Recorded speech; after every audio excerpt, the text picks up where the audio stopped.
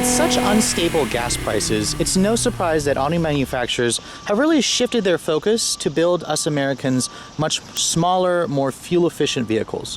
What you're looking at is an all-new model for 2013. This is the Chevrolet Spark. Now, the Spark actually slots below the larger Sonic in their lineup. This is what's known as a A-segment car, a micro car. It competes head-on with the Fiat 500, the Smart 4.2, and the Scion IQ.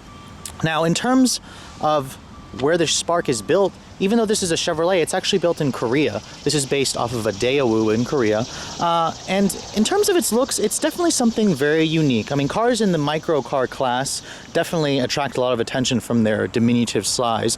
The one trump card that the Spark has over its competition is it has 4 doors. All the other cars in this class only have 2 doors. In terms of the size, this vehicle is tiny, tiny, tiny. Its wheelbase is about 98 inches. It's about 144 inches in overall length. If you look at, for example, like a Honda Civic, this car is about 3 feet shorter than a Honda Civic, but it's much taller. Now, the Spark is available in 3 trims. There's the base LS, the 1LT, and then the 2LT. My particular tester is a 2LT. You can distinguish it as a 2LT from the 15-inch alloy wheels, which actually do look pretty good. You've got the fog lights, and then you have the roof rail crossbars. In terms of the look, this thing definitely attracts attention, especially in this jalapeno metallic color.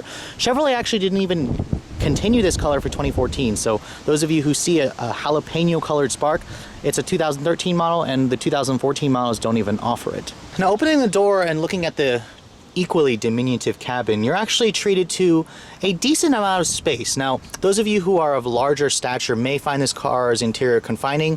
I'm pretty average size, 5'7", and I think it's not bad. Now, stepping in the vehicle, it's actually a pretty easy step in height because you have a very high roof. It's kind of the norm in this class to have a really high roof and an easy step in. Now, the interior of this vehicle is not what you'd call luxurious. It's kind of just a basic car, but surprisingly, Chevrolet gives you some pretty good tech features.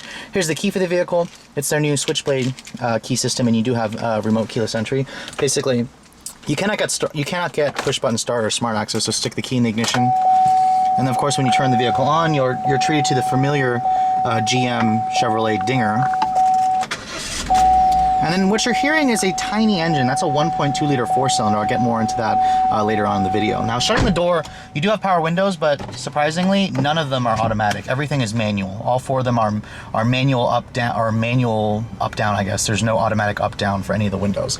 Now, the interior of this vehicle is surprisingly stylish. I like the design of the vehicle. I like the fact that you have color matched panels for the exterior and the interior. It kind of is mimicked in the door panels on the dash. And then this is the latest version of Chevrolet's MyLink infotainment system. This is probably the first time I'm showing you guys the system. It's a pretty nice screen. The graphics are good. You have a USB input down there where you can import pictures and movie, I guess, and stuff. You have your audio, telephone. This car does have Bluetooth. And then you have apps. When you connect your phone, you'll have Pandora, Stitcher, Bringo, and TuneIn. I honestly only use the first 2. Overall, I like the graphics in this. This competes head-on with Ford's My Ford Touch system. And then, of course, being a Chevrolet GM product, you have the latest version of the company's OnStar system. Now, in terms of the materials, this is a cheap car, so expect hard plastic materials everywhere. Thankfully, most of it fits pretty decently. I mean, cars in this class, you can't expect them to have a nice interior. Looking at the glove compartment, it cheaply falls. It's not damped or anything like that, but it's a decent size. The door panels, same hard touch plastic. I'm a little disappointed that everything's hard touch, even down there where you're gonna rest your elbows. The only thing that is soft touch is basically this armrest here. Speaking of the rest of the interior, these seats, they look like leather, but it's actually faux leather. It's leatherette. And it's probably the most fake feeling leather I've ever sat in. It literally feels like the stuff that you find in your school bus. Vinyl. It's basically vinyl. But overall, the seats are not bad. They provide a good amount of support for me. Thankfully, the steering wheel is actually leather wrapped. It's a very nice steering wheel, actually. It doesn't really go with the interior. Nice bolstering extension, good stitching, nice silver trim. You have cruise control, Bluetooth control, steering wheel audio controls, kind of unexpected. You have single zone manual climate control, and then surprisingly, you have heated seats. This particular one, the 2LT, is the high trim model, so I guess you should know that most trims won't have it. The instrument panel kind of mimics the Sonic. It's kind of like a motorcycle-inspired digital tachometer with an analog speedometer. It's very nice to look at.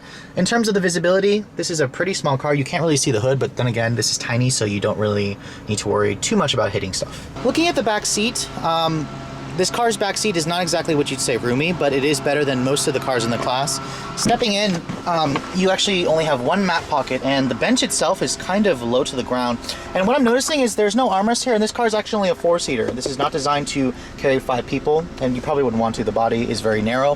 When you shut the door, the back seat materials pretty much the same hard touch plastic. There's no color matched panels like in the front seats, and it's hard plastic right there as well. Now when you open up the hatch, the Spark only comes as a hatchback. Thankfully, you probably wouldn't want a sedan version, because even with the seats up, you're only looking at about 11 cubic feet of space. That's less than what you'll find in most sedans. Fold the seats down and you'll get about 31 cubic feet. That's actually a little bit more than the Fiesta, but half of what basically a Fit or a Versa offers you. In terms of the Smart 4.2, the Fiat 500, this does offer you a little bit more space.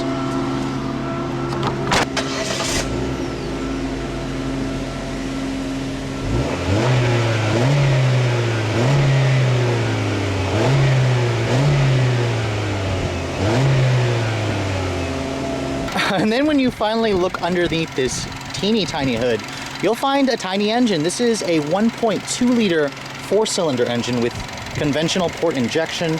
Don't expect to find any other fantastic tech in it. The numbers are kind of underwhelming, 84 horsepower and 83 pound-feet of torque. Then again, even though some motorcycles make more horsepower than this car weighs very little. It weighs about 300 pounds less than your average subcompact. Your transmission choices are a 5-speed manual or a 4-speed automatic.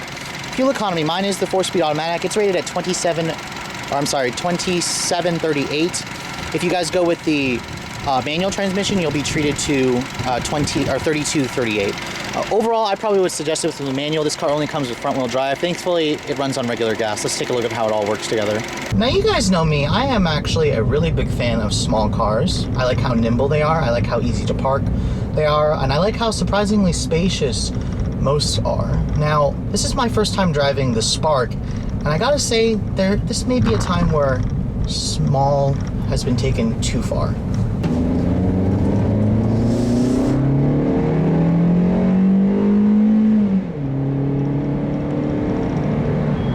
And as I expected, with only 84 horsepower on tap, this thing doesn't accelerate very well. It's actually one of the slowest cars I've driven this year so far.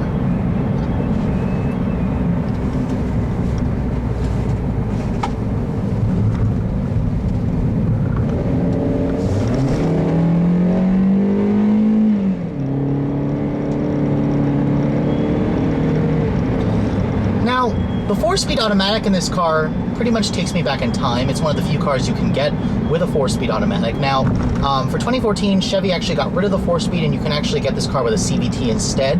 Honestly, I'm not sure which one is better. This car accelerates pretty lethargically.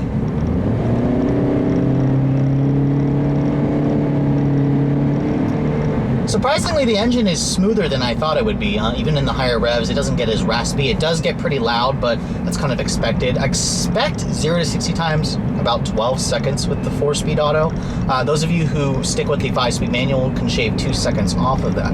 Now, the one thing about the Spark, I mean, I've briefly driven the competition of this car, and I've actually driven the Spark EV. The Spark EV is definitely a fun ride. I'll have to show you guys that later on once I acquire one. But the gas model, it handles pretty well, and surprisingly, it rides decently well as well. Even with that short wheelbase, it doesn't crash too much over bumps, and then the handling is not bad. The steering gives you a decent amount of feel.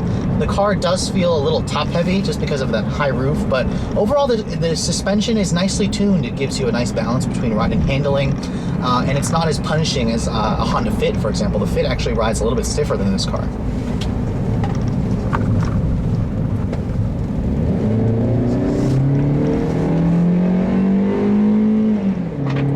Alright, come on, you could make it.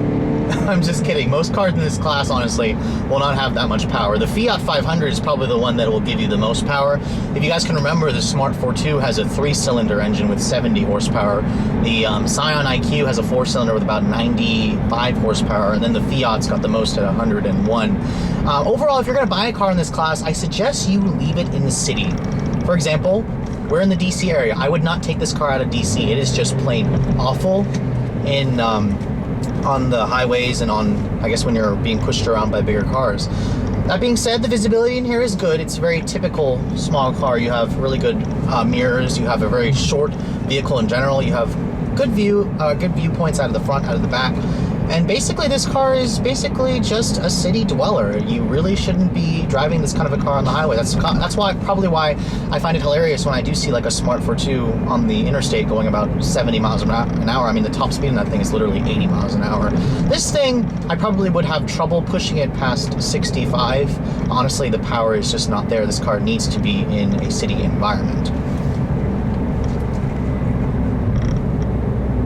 Now, the one thing about this car that I am liking is the tech and the standard features list. My particular 2LT tester has got this MyLink system, and I do have a couple of grievances with it. The system has really nice graphics. It works better than Ford's MyFord Touch system. However, I don't like the fact that there's no volume knob here. You actually have a little button here. It's touch-sensitive controls. Thankfully, Chevrolet does put steering wheel controls with the volume in case you guys don't like touch-sensitive controls.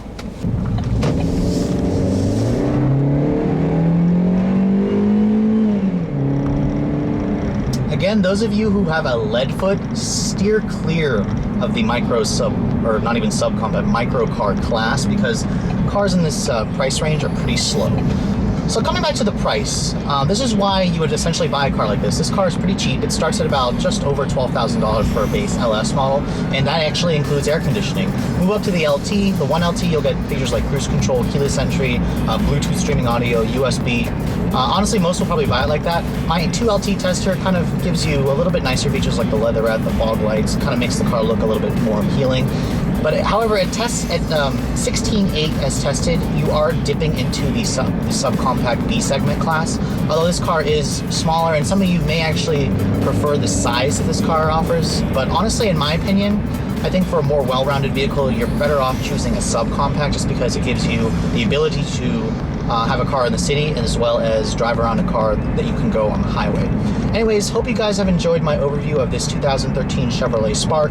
If you're in the market for a micro car like this, I actually find it to be the best one in the class with the Fiat 500. So thanks so much for watching, guys, again, and I'll catch you all later.